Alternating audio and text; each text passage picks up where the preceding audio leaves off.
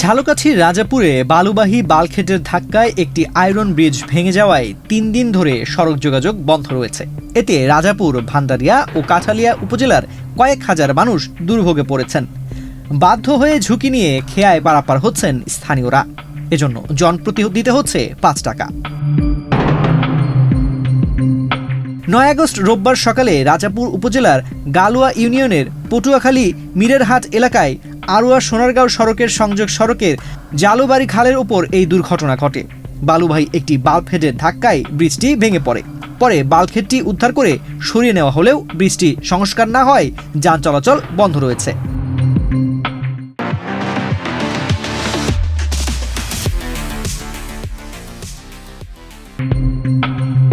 স্থানীয়রা জানান, ব্রিজটি দীর্ঘদিন ধরেই নড়বড়ে অবস্থায় ছিল। বিভিন্ন স্থানে লোহার অংশ ক্ষয়ে যাওয়ায় এটি ঝুঁকিপূর্ণ হয়ে পড়েছিল। একাধিকবার সংস্কারের প্রয়োজনীয়তার কথা জানানো হলেও কার্যকর কোনো উদ্যোগ নেওয়া হয়নি।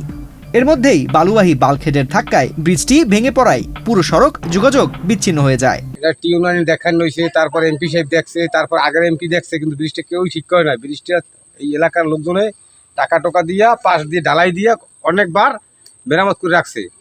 এর উঁচুর কারণে এখন ব্রিজ আস্তে দাবিয়ে পড়িয়ে গেছে। এখান থেকে একটি জাহাজ, বালির জাহাজ যাওয়ার জন্য এখান থেকে গিয়েছিল, তারপর ব্রিজে ধাক্কা লাগছে, তারপর ব্রিজটি ভেঙে পড়েছে।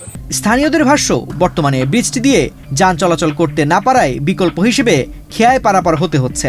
এতে সময় ও খরচ দুটোই বাড়ছে, পাশাপাশি দুর্ঘটনার ঝুঁকিও রয়েছে।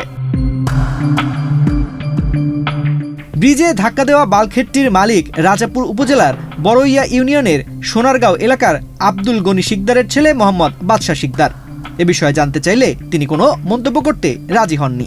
এ ঘটনায় উপজেলা প্রকৌশলী অভিজিৎ মজুমদার বলেন, নতুন একটি ব্রিজের প্রস্তাব ইতিমধ্যে করা হয়েছে। গত 2 দিন আগে একটি বালির জাহাজে ধাক্কা লেগে ব্রিজটির মিডিল স্প্যানটা পড়ে গেছে।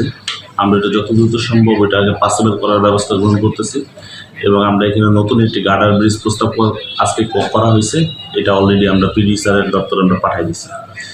এখন আমাদের মূল টার্গেট হচ্ছে যত দ্রুত সম্ভব রাস্তাটাকে পসিবল করা যায়। রাজাপুর উপজেলা নির্বাহী কর্মকর্তা রিফাতারা মৌরি বলেন, স্থানীয়দের দুর্ভোগ লাঘবে দ্রুত প্রয়োজনীয় ব্যবস্থা নেওয়া হবে। যে ব্রিজটি ভেঙে পড়েছে এটা এলজিডির, এটা আসলে একটু ঝুঁকিপূর্ণ একটা ব্রিজ ছিল। কয়েকদিন ধরে আমরা এটা অলরেডি জানিয়েছিলাম। তো আপনারা জানেন যে ইতিমধ্যে ব্রিজটি ভেঙে পড়েছে। আমি গতকালকে এটি সরজমিনে পরিদর্শন করেছি এবং সেখানে যে যোগাযোগ বিচ্ছিন্ন হয়েছে, আপাতত যাতে এটি চলাচলের উপযুক্ত করা যায় তার জন্য সেখানে একটি 3 ফুটের প্রস্থের কাঠের সেতুর ব্যবস্থা করা হচ্ছে।